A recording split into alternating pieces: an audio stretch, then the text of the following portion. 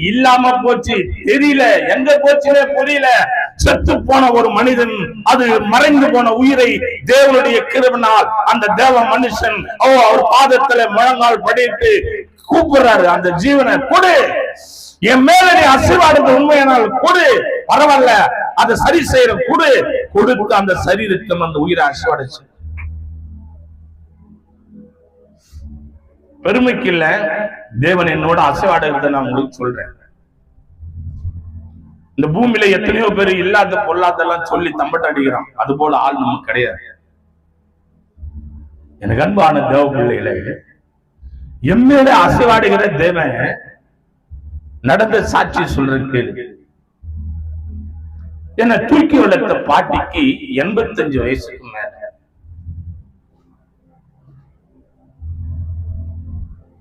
நான் ஊதாரியா தரித்திரனா வாழ்ந்து கொண்டிருந்த போது